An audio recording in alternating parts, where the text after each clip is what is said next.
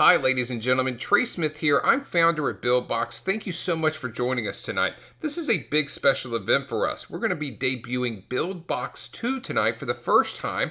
You guys are going to see all the features, learn exactly what's inside the software, and we can't wait to show you. And before we get started, I hope you enjoyed the documentary video series that we did. We released 3 really short documentaries talking about the company and the movement and what we've done with creating Buildbox and what's happened this past year, which has been absolutely amazing. And I want to say, it wouldn't have happened without all of you guys. So thank you for everyone on the forum talking about Buildbox. Of course, our customers, the people who are releasing games. We've seen so many hit games this year from Buildbox, much more than we possibly ever imagined. And I want to thank you guys for that. And I also want to tell you that we're just getting started. So on this event, we're going to share with you everything about Buildbox 2. You're going to see everything from beginning to end. And let me tell you, it's a really exciting product for us. This is a really big version. First off, it has a totally new design.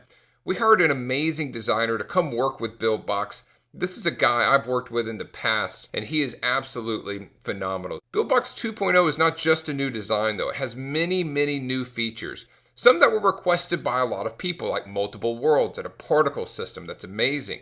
Also some completely new that no one's mentioned to us, like having a whole new menu system, new logic pieces, and a whole component system that's going to change the way you create games. But all of these features, the UI, all of it, has one simple goal in mind. It's something that we never forgot while we were creating Buildbox 2. We want to vastly expand Buildbox's functionality while still keeping it very simple to use. That's what separates us from everyone else. So first, I want to show you guys 2 games that we created with Buildbox 2.0. Both of these will be coming out soon with Ketchup. We're very excited to bring these to the App Store, and we think they have a lot of potential, and they show off some pretty cool features from Buildbox 2.0. The first game is called The Pit. And for you guys that don't know, Nick and I have a little bit of a competition going on. Now, Nick is the main developer here at Buildbox. He created a game called Sky. This game hit number 7 in the App Store, made with Buildbox, just crushed it. Now, right before that, I had a game called The Lion's Den. That hit number 10, so Nick is beating me. So now we both created 2 more games, and we're going to battle it out again, round 2 in the App Store to see who wins. So my entry is called The Pit. And now, even though I came up with the initial idea, this was created by the whole team. And the game has a really unique part to it. What I wanted to do with this is control the character in a way that I haven't seen done before. Same with phases. When I first made phases, it was a unique way to control the character where it's bouncing indefinitely. And with the pit, I did something different. Here's how it works. When you touch the screen, the character slides. When he slides, he ducks, and he can duck under obstacles or enemies. For example, you might have a saw blade flying horizontally. He can duck right under that. That would be boring by itself, but here's where things get exciting.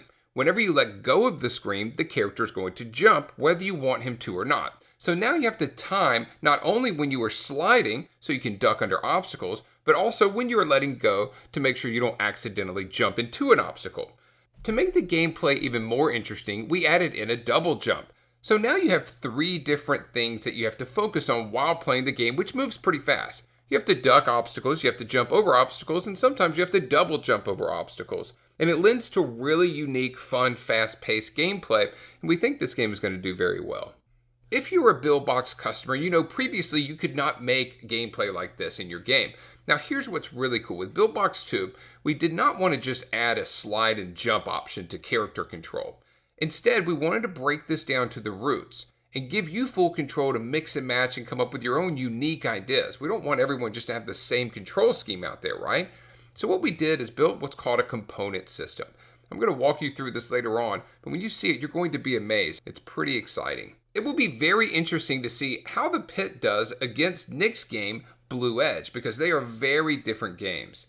Now, Nick's Blue Edge is a spiritual successor to Sky. If there was ever a great example of model and improve, this is it. It uses some of the same basic principles of Sky, but adds in a really unique flair. Now, what is unique with this game, though, that can only be done in 2.0, is the same thing that you saw in Sky, which is portal and cloning. And Nick does a great job at using this effect to its maximum potential with Blue Edge. While we're very excited about these games, there is one thing that they have in common with every single game created with Buildbox 1. They are scrolling games. Now here's what I mean. Just like Super Mario Bros., Sonic the Hedgehog, or even Crossy Road, the basic function of the game is the background scrolling while the character traverses and moves through the universe. Now, to be clear, there's nothing wrong with that. The majority of popular games out there, especially 2D games, are scrolling games. But still, we knew it was a major limitation of Buildbox 1.0. For example, if you wanted to create a clear stage style game, especially the 80s games like Pac-Man or Donkey Kong, or even some of the catch-up style games like Don't Touch the Spike, any game that doesn't scroll and instead you have to earn points and clear a stage, it would have been impossible with the original version of Buildbox. But now we have something called the Observer Logic Piece. We've implemented this into Buildbox 2.0, and you can easily make games like these and have your users clear stages based on the score amount or the coins that have been collected during a game session. And just like all of Buildbox, it's extremely easy. It literally just takes dragging a single icon over into your game screen and you're done. And see, the development of Buildbox has always been really special because of this. We spend as much time arguing over the implementation of features as we do actually coding them. The user experience of Buildbox is always the first and the most important part of our development process. Let's go ahead and take some time and really look at what Buildbox 2 has inside. The first thing you'll notice when you open Buildbox 2 is our new welcome screen. On the left-hand side, you can open up recent documents you've been working on. At the bottom, you can hear about the latest news at Buildbox. We'll highlight customer games and more. Here in the tutorial section, you can watch tutorial videos or open up 2 different demo games. These are really great and they explain how to use the software in detail. Probably my favorite part of this whole welcome screen is when you click on Create New. This is called Creator. And what this does is creates the skeleton of your game. See, with Buildbox 2, we've added a lot of features. And to keep it from getting too complex, we have this really awesome tool to set up everything for you. The first thing you'll want to do is change the name of your game. I'll just type in Platformer. Now on the orientation, we can choose Landscape or Portrait. And for a platformer, I think Landscape works better. I'm going to use Distance for score type. And then for the gameplay type, we have a lot of new presets. And each one of these presets will change all of the physics properties inside of your world and also change all the settings for your character. I'm going to choose Platformer here. And then we're going to go to World Settings. Now, this is really exciting. Buildbox 1 was a single world game builder. But with Buildbox 2, we can do multiple worlds. I'm going to do 3 worlds, but we could do a lot more if we wanted to. Now, at the end of the world, when you reach the end, we have multiple things we can do. First, we could do endless. This would be like Doodle Jump. We could have multiple worlds that are all endless. Or we could do next world. You get to the end and you simply go to the next world like the original Super Mario Bros. Or we could do world select. This would be like they do with Angry Birds. When you finish a level, you go back to a level select screen. Or we could do end scene and we could have a special cutscene at the end of each level like they do with Super Meat Boy. I'm going to choose next world. Also here, I'm going to have a single user interface for all of the worlds, okay? That way we don't have to make a new user interface over and over. And instead of having pause menu and all this, for this example, I'm just going to do a game over screen. We'll automatically have a main menu. Then I'll click create and the creator will build the framework of this game for me. So here we go. Creator has built a perfectly organized skeleton for your new game. Let me walk through how this works. Right here's the start of your game. This is when someone boots it up. And we can follow the line and see it's going to take them to the main menu. Now on the main menu, we'll have a button for level select. If someone clicks that button, then they'll go to this level select screen. Now all of the green screens are user interface menus. And then the blue screens are actual gameplay. So on here, we're going to have 3 buttons for level 1, level 2, and level 3. If they click the level 1 button, they'll follow this up and go to level 1. And we can see we also have the user interface for level 1. And then at the user interface, we have game over, which we selected. If we would have chosen pause, we'd have a pause screen here as well. Now, if we go back to level 1, we'll notice when you get to the end, you go to the next level, and it's going to take you to level 2. Let's say that you wanted to change that though. Let's say you wanted them to go back to the level select screen. All you do is drag it right here and then drop it in. And you can reroute your game however you want. In this case, I actually do want it to go here to level 2. But I'll tell you what I want to do. While I'm testing, I want to start the game and have it go immediately to level 1. So I just drag and drop it right there and we'll bypass the main menu and level select. If you wanted to look at your game over menu, you could literally make the game go straight from start to game over. Wouldn't be a very fun game, but it would be good for testing. So for now, I'm going to bring it back, have it go to the main menu, and I want to show you something else that's pretty cool. If I double click level select, it's going to open up the level select editor. Now we can edit the level select screen, and you'll notice we already have placeholder buttons here for you. Now what's great is these are more than just placeholders, they're actually invisible touchscreen buttons. Buildbox creators already set up all the routing, so if you were to boot this up on an iPhone, you could touch where that World 1 is, and it would take you to World 1. But obviously we want to put some images here. I'm going to show you how to do that. We can just click on World 1, then we would drag an image like this world1.png, and then drop it in the image section. Then you can see it shows up here in the menu editor. We could do the same thing for World 2 and 3, and of course the back button. Not bad, but I think it would look better if we moved these around a little bit and kept this on the right side. Now we could throw in a few images and have a pretty good looking menu. So not bad looking, but with Buildbox 2, we can make this even cooler with our new animator. The first element that I'll animate is the rabbit. And I'm going to do a pretty cool animation. I want him to appear on screen by hopping to this position. What I'm going to do is first scale out a little bit. And then I'm going to go into record mode. And then now I'm going to drag this rabbit and bring him right off screen. You'll notice we have a green highlight down here as soon as I do that. That means that this rabbit is now in this position when we're at this first frame. Now I'm going to move to frame 10. Each frame is about 1/3 of a second. And then when I drag and drop this rabbit to here, we know he'll be here by frame 10. Now we can keep this process going. By frame 20, he's going to be here. Then by frame 28, he'll be here. And then by frame 37-ish, he'll be down here. And we can continue the process until the rabbit completely stops. Now, what I'm going to do is go out of record mode, bring this back, and then we're going to see how it looks. Okay, it doesn't look too bad, but there's something a little bit odd here. It almost looks like he's kind of floating down, almost like a bird would swoop down instead of how a rabbit would hop. Here's how we change that and fix it. First, I'm going to go back to the first frame, then I'm going to highlight the rabbit, and then open up the editor. Now here we can see all of this graphed out, all of his trajectory. This is the Y trajectory, so it'll be him actually hopping. Now, there's something I notice immediately that's wrong about this. We can see at the very bottom of this wave, it flows down with a Bezier curve. Well, that's not how a rabbit would really jump. If I right-click this and move into free mode, I can make these very direct. And we're going to do that for each one. There we go. That's better. And then grab this one and pull it up here. And that's how a ball would bounce or a rabbit would hop. And then this one as well. And then also, let's make this smooth so these arcs are really smooth at the top. All right, so now we can test it out and see how this looks.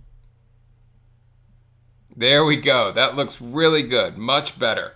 But it would be a lot cooler if we had everything on this menu animate instead of just the rabbit. So let's go ahead and do that quickly now. So here it is, and notice we're not only animating the X and Y position, but also scale, rotation, and opacity. Also, we can choose multiple ways to display these animations. We can have them play one time and then stop, we can have them loop, and more.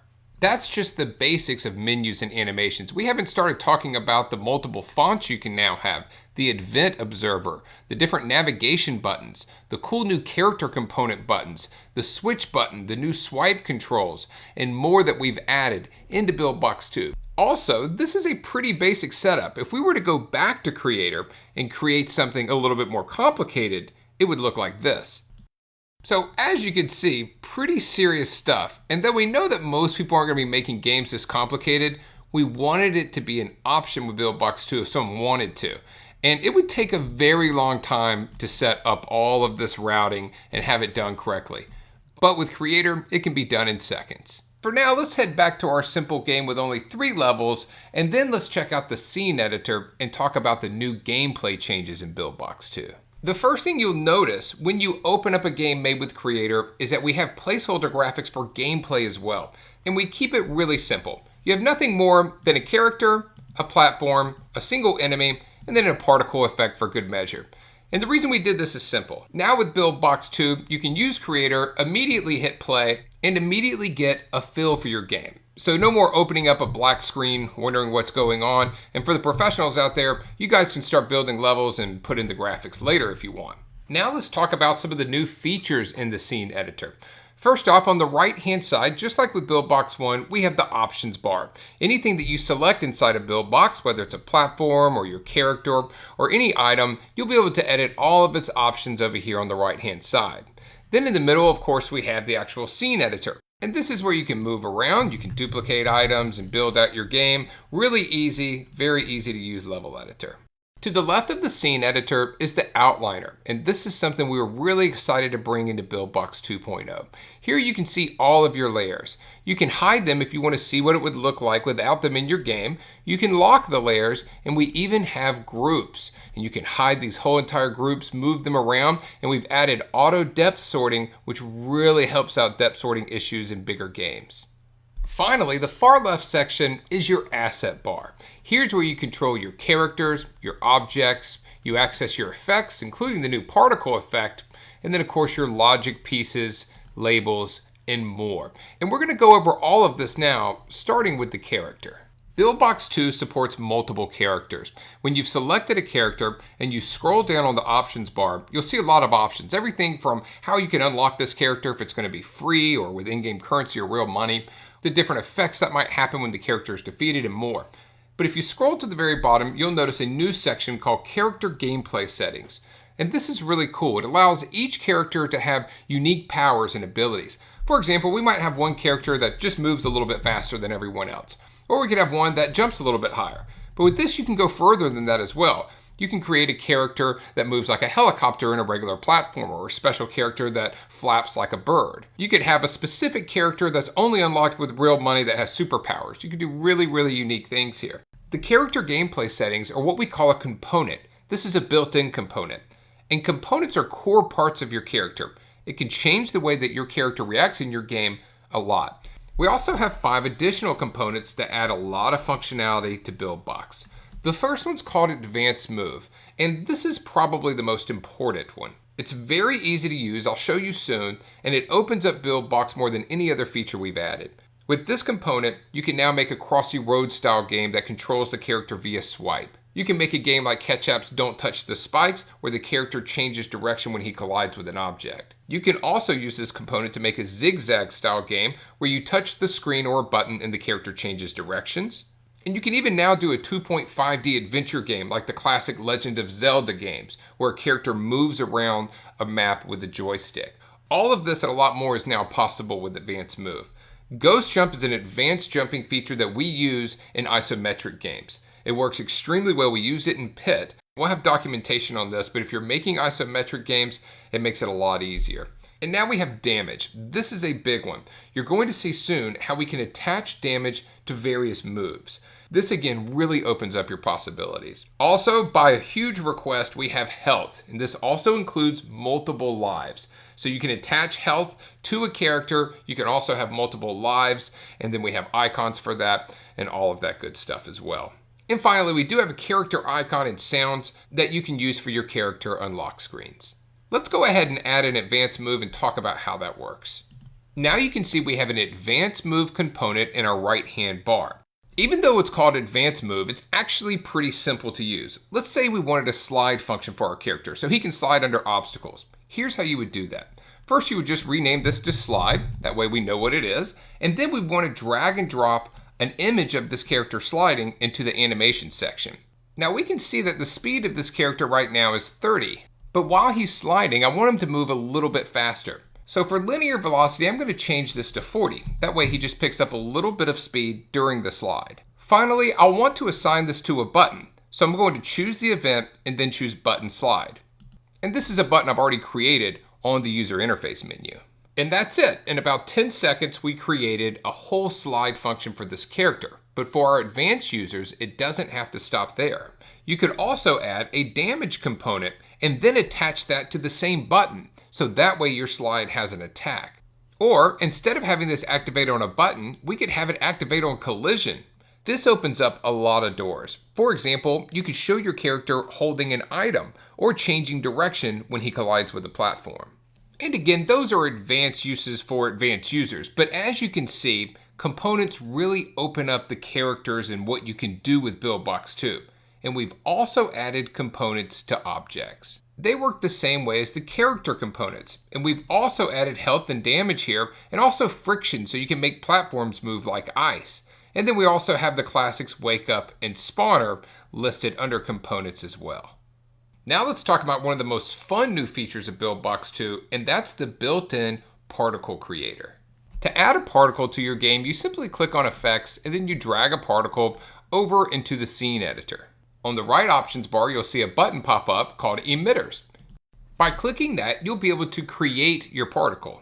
Now, emitters are just parts of a particle. For example, the smoke particle effect you saw has 3 different emitters. We have the smoke, and then we have the fire, and we have the spark. But let's see how to create a new particle from scratch. First off, you'll need a particle image to use. Probably the easiest way is to go to Google Images and just type in particle image. That's how we found the smoke one. But I like to make some myself. I'm going to show you how to do it right now. You can do this easily with any image software. I'm using Pixelmator here. The first thing you'll want to do is make a new layer. Then you'll want to use a brush tool. Make sure you set it to white. Keep the opacity around 20%.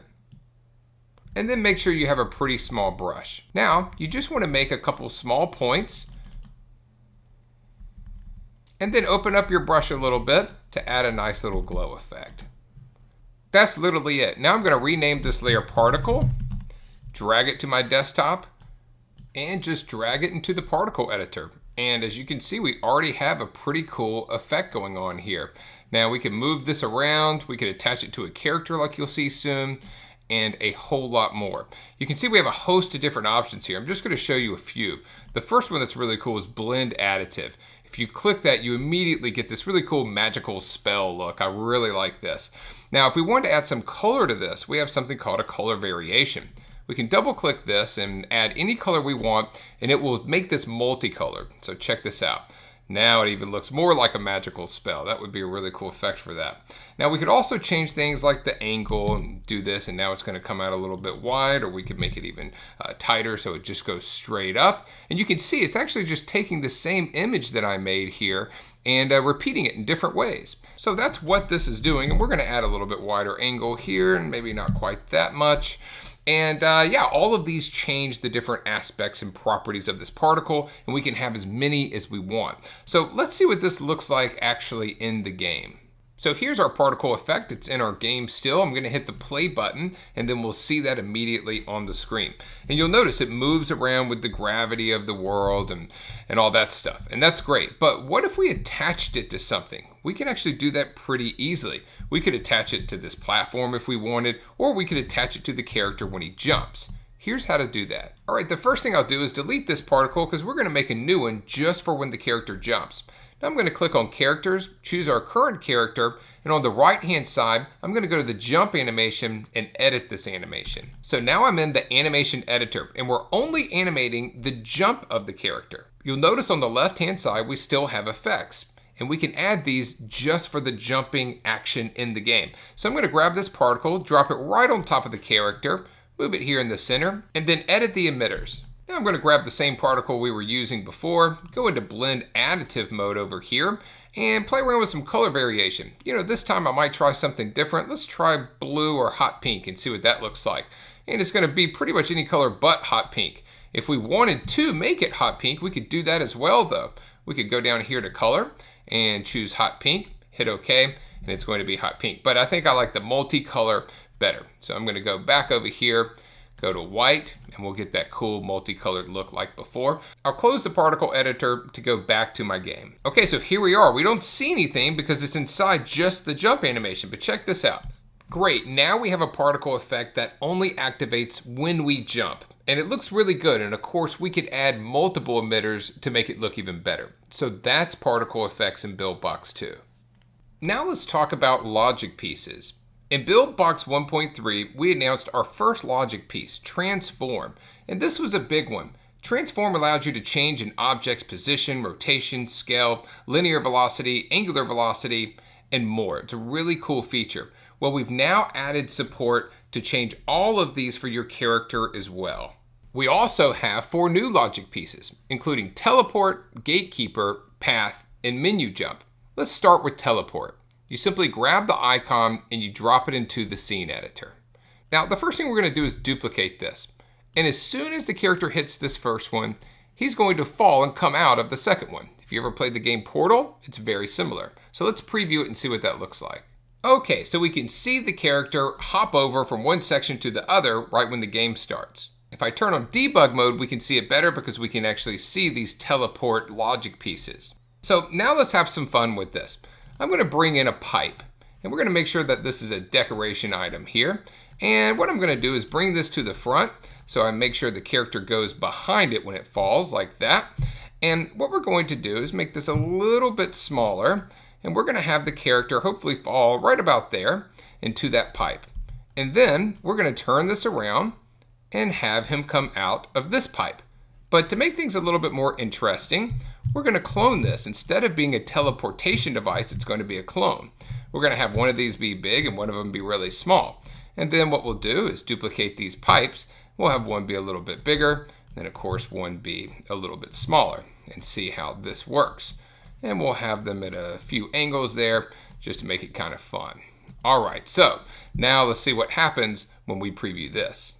Now we've turned this teleport into a real cloner. We can actually control all 3 of these guys, and the whole object of the game can be not to kill all of your characters. Now here's how the gatekeeper can work with teleporting and cloning. First off, I'm going to delete these elements here, pull the gatekeeper down here to the bottom, and then we're also going to add a few more clones. There we go. We'll go ahead and add one more of these here, separate them a little bit, and then we're going to change the gatekeeper, and it's only going to allow 2 objects to pass. Now for good measure, we'll bring in a gatekeeper image right here. We'll bring that to the front. And as soon as our clones go through here, we're only going to allow 2 of them to pass. So we have 1, 2, 3, 4, 5, 6, but only 2 are going to make it past this point. Let's hit preview and see what happens. So our clones are falling from the sky, and here we're going through, and only 2 have passed. Of course, these still operate independently, and the goal will be to get at least 1 character to the end of the level. Another highly requested feature from our users has been path. This is something that Nick used a lot in his very popular game called Sky, and it's very easy to use in Buildbox 2. We just drag this icon over here into the scene editor, and as soon as the character touches it, he'll start his path. We can hit the plus sign down here to make the path longer, and then we can do some pretty cool stuff. Let's try to make him do a little bit of a loop here. And of course, this isn't going to be a very smooth path, but you can make it as smooth as you want. We're going to have him come up here, and then once we get to this point, we're going to drop down quickly to here. Now I'm going to hit the play button and we'll check it out. All right, so here we go. We're going to move over here and we're on this invisible path, and there we go, landing right where we told it to in the scene editor.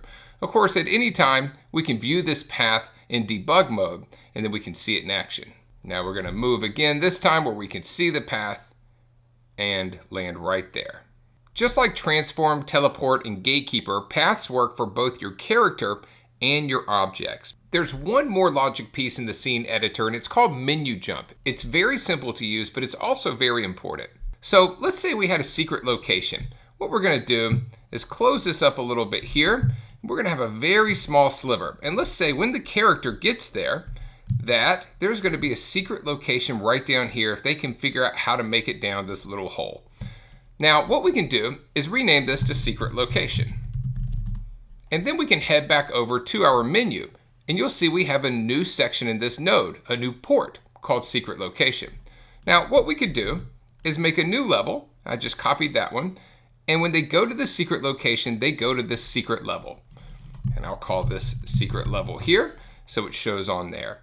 And then the only way to reach this is if you actually go through and find this little element. Now, you can use this for a lot more than just secret locations. You can use it to end your game and take people to a cut screen. You can use it to end the game completely and take them to the credits roll, and much more. So ladies and gentlemen, that is Buildbox 2. It's been completely redone from beginning to end, and we started with an amazing new user interface that is vector-based. It looks great on every display. Then we completely changed the core engine. We added an insane new character component system. This allows you to take full control over your character. With this feature alone, you can create control styles like Crossy Road or make really unique attack functions for your character. Any type of weird thing you want to do with your character, it's easy with character components. You'll also have access to a completely new set of logic pieces like teleportations and paths and gatekeepers, clones, and menu jumps. We've added an advanced particle creator that makes really cool special effects in your games. You also now have multiple fonts, tons of new gameplay presets, and most importantly, multiple worlds. This allows you to do so much more with your game. And of course, we have all the great actions, effects, and hackable options that people loved about Buildbox 1. On the menu side, we allow you full control on the game flow with our simple to use new node-based system. With the new animation options, you can animate your menus, or you can create completely new cutscenes like you see in professional games. You can add as many worlds or UI elements as you want to your game, and you can make new connections through our menu jump logic piece. Using this, you can have secret hidden warp zones in your game that take your character to a new world, or have a special Easter egg that will display a hidden cutscene. These features also make it very easy to create tutorial levels and short explainers on how to play your game. There are more ways to control your characters than ever before. We also now have swipe controls, new joystick support, and even an event observer that will monitor your game for specific events and allow you to easily create classic stage clear games like Pac-Man. For the new people, we have interactive save files that teach you how to create great games. You'll learn every single feature of Buildbox 2 with ease. We've added also the Buildbox Creator, which allows you to pick and choose the variables of your game. And then Buildbox will make the whole skeleton for you. It even includes placeholders to help you get started.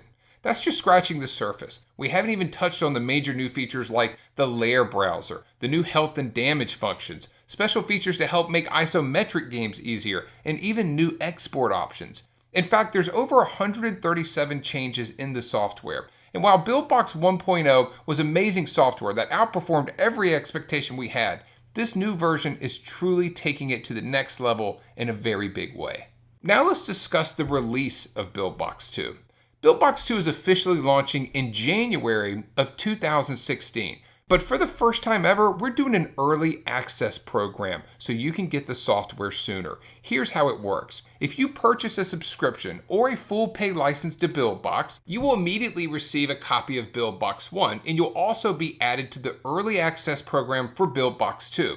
And everyone in the early access program will get a copy of Buildbox 2 about a month before it's released. We'll use this time to get feedback and make any changes that we see fit. This will be coming very soon. You will then, of course, get the final version of Buildbox 2 when it's released in January. Also, all Buildbox customers with an active subscription to Buildbox or who purchased a license after October 1st, 2015 are automatically upgraded to Buildbox 2 and put into the early access program. All other customers can check their email for an explanation of how they can get a discounted upgrade to the early access program and Buildbox 2 itself. And finally, the price for Buildbox 2 will not increase. We have the same subscription and full pay options available, which you can see in detail at buildbox.com. So that's the release of Buildbox and how we'll handle the early access program. We're very excited about that. We can't wait to get this into the hands of our community. We think people are going to make some really crazy stuff with this software, and we want to see that happen as soon as possible. So guys, thank you so much. If you want to learn more about Buildbox itself, Buildbox 2 and the early access program, you can head over to buildbox.com where we have some more information available. We hope you enjoyed this event and seeing what we've been creating here behind the scenes. This is Trey Smith, and we'll talk to you later. Bye.